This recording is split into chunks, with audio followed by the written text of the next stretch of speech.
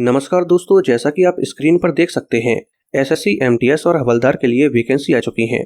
इसके application form 26 जून 2025 से शुरू हो चुके हैं और एप्लीकेशन की लास्ट डेट 24 जुलाई 2025 है। हवलदार के लिए टोटल 1075 वैकेंसी आई हैं और एमटीएस के लिए कितनी वैकेंसी आई हैं ये अभी तक ऑफिशियली अनाउंस नहीं किया गया है, लेकिन बहुत जल्दी एमटीएस के लिए कितनी वैकेंसी आई हैं इसके लिए भी नोटिफिकेशन जारी कर दिया जाएगा। आइए दोस्तों, आज डिटेल में जानते हैं कि इसके लिए आपकी क्वालिफिकेशन क्या होनी चाहिए, आपकी एज लिमिट क्या होनी चाहिए और इसका एग्जाम पैटर्न कैसा होता है। दोस्तों, क्वालिफिकेशन की बात करूं तो एसएससी, एमटीएस और हवलदार के लिए 1 अगस्त 2025 से पहले आपका 10th क्लास कंप्लीट हो जाना चाहिए। एज लिमिट की बात करें तो एमटीएस के लिए आपकी मिनिमम एज 18 साल है और मैक्सिमम एज 25 साल है। आप इसको ऐसे भी समझ सकते हैं कि 1 अगस्त 2025 के दिन आपकी एज 18 से 25 साल के बीच होनी चाहिए, या फिर अगर मैं आपको और डिटेल में समझाऊं तो आपकी डेट ऑफ बर्थ 2 अगस्त 2000 से लेकर 1 अगस्त 2007 के बीच है, तो आप इसका एप्लीकेशन फॉर्म भर सकते हैं। और हवलदार के लिए मिनिमम एज 18 साल है और मैक्सिमम एज 27 साल है। अगर इसे और डिटेल में समझा जाए तो आपकी डेट ऑफ बर्थ 2 अगस्त 1998 से लेकर 1 अगस्त 2007 के बीच होनी चाहिए, तो आप हवलदार के लिए एलिजिबल हैं और इसका एप्लीकेशन फॉर्म भर सकते हैं। दोस्तों, इसमें आपको एज रिलैक्सेशन भी मिलता है। जैसे अगर आप SC/ST कैटेगरी से बिलोंग करते हैं तो आपको 5 साल एक्स्ट्रा दिए जाएंगे। यानी कि अगर आप SC/ST कैटेगरी से बिलोंग करते हैं और एमटीएस के लिए अप्लाई करना चाहते हैं तो फिर आपकी मैक्सिमम एज लिमिट 30 साल से ज़्यादा नहीं होनी चाहिए। लेकिन अगर आप हवलदार के लिए अप्लाई करते हैं तो फिर आपकी मैक्सिमम एज लिमिट 32 साल से ज़्यादा नहीं होनी चाहिए। इसी तरह से अगर आप ओबीसी कैटेगरी से बिलोंग करते हैं तो आपको 3 साल एज में रिलैक्सेशन दिया जाएगा।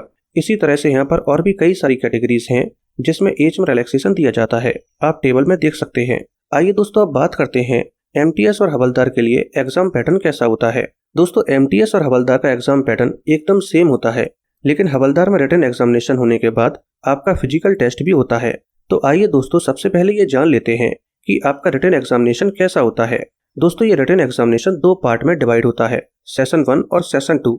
और ये दोनों सेशन एक ही दिन होते हैं और एक के बाद एक होते हैं। यानी कि जैसे ही सेशन 1 कंप्लीट होगा उसके तुरंत बाद सेशन 2 शुरू हो जाएगा। सेशन 1 में 60 नंबर की मैथ्स होती है और 60 नंबर की रीजनिंग होती है।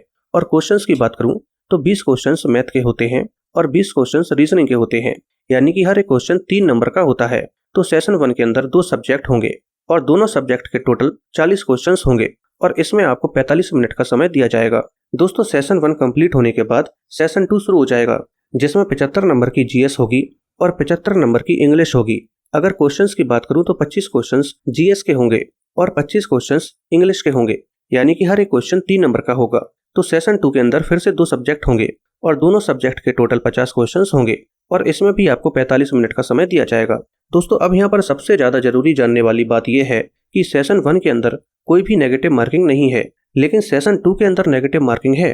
अगर आप कोई क्वेश्चन सही करते हैं तो आपको 3 नंबर दिए जाएंगे, लेकिन अगर आप कोई क्वेश्चन गलत कर देते हैं तो आपको 3 नंबर तो नहीं दिए जाएंगे, लेकिन आपका 1 नंबर और काट दिया जाएगा। यानी कि सेशन 2 के अंदर नेगेटिव मार्किंग 1 नंबर की होगी।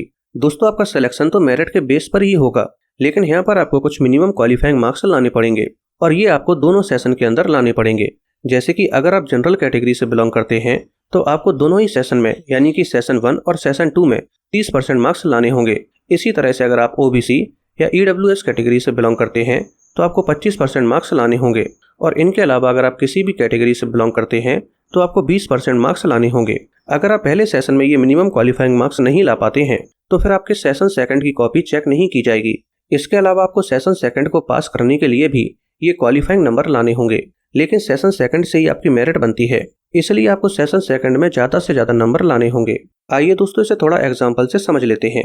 मान लीजिए आप जनरल कैटेगरी से बिलोंग करते हैं तो सेशन 1 120 नंबर का होता है, तो 120 का 30% होता है 36। यानी कि सेशन 1 के अंदर आपको 120 में से 36 नंबर तो लाने होंगे। और इसी तरह से सेशन 2 150 नंबर का होता है और 150 का 30% होता है 45। यानी कि आपको 150 में से 45 नंबर तो लाने होंगे। अगर आप सेशन 2 में 150 में से 45 नंबर ले आते हैं तो आपको सेशन 2 में केवल पास माना जाएगा, लेकिन अगर आप मेरिट में आना चाहते हैं तो आपको सेशन 2 में 150 में से ज़्यादा नंबर लाने होंगे। दोस्तों, ये रिटन एग्जामिनेशन के बाद आपकी मेरिट बनेगी और मेरिट के बेस पर आपका सिलेक्शन हो जाएगा। लेकिन अगर आपने हवलदार के लिए अप्लाई किया है तो रिटन एग्जामिनेशन के बाद आपका फिजिकल एफिशिएंसी टेस्ट यानी कि पीईटी और फिजिकल स्टैंडर्ड टेस्ट यानी कि पीएसटी भी होता है। पीईटी और पीएसटी में हवलदार के लिए जितनी वैकेंसी आई हैं उसके 7 गुना कैंडिडेट्स को पीईटी और पीएसटी के लिए शॉर्टलिस्ट किया जाता है। यानी कि हवलदार के लिए अभी टोटल वैकेंसी 1075 है, तो 1075 के 7 गुना कैंडिडेट्स को पीईटी और पीएसटी के लिए शॉर्टलिस्ट किया जाएगा। पीईटी के अंदर अगर आप लड़के हैं तो आपकी 1600 मीटर की वॉकिंग होगी, जिसे आपको 15 मिनट में कंप्लीट करना होगा। यानी कि आपको 1600 मीटर 15 मिनट में चलकर कंप्लीट करने होंगे। और अगर आप लड़की हैं तो आपकी 1 किलोमीटर की वॉकिंग होगी, जिसे आपको 20 मिनट में कंप्लीट करना होगा। इसके अलावा पीएसटी में अगर आप लड़के हैं तो आपकी हाइट 157.5 सेंटीमीटर होनी चाहिए। और अगर आप गढ़वालीस, असमीस या गोरखास हैं या एसटी कैटेगरी से बिलोंग करते हैं तो आपकी हाइट 152.5 सेंटीमीटर होनी चाहिए। और आपकी चेस्ट 81 सेंटीमीटर होनी चाहिए और एक्सपांड करने के बाद यानी कि फुलाने के बाद 86 सेंटीमीटर होनी चाहिए। और अगर आप लड़की हैं तो आपकी हाइट 152 सेंटीमीटर होनी चाहिए और आपका वेट 48 किलोग्राम होना चाहिए। लेकिन अगर आप गढ़वालीस, असमीस, गोरखास या एसटी कैटेगरी से बिलोंग करती हैं तो आपकी हाइट 149.5 सेंटीमीटर होनी चाहिए और आपका वेट 40 किलोग्राम होना चाहिए। आइए दोस्तों अब जानते हैं कि अगर आपका सिलेक्शन हो जाता है तो आपकी सैलरी क्या होगी। दोस्तों अगर आपका फाइनल सिलेक्शन एमटीएस या हवलदार के तौर पर हो जाता है तो आपकी पर मंथ सैलरी लगभग 38,146 रुपए होगी। दोस्तों अगर आपको ये वीडियो पसंद आई हो तो वीडियो को लाइक करके चैनल को सब्सक्राइब कर लीजिए।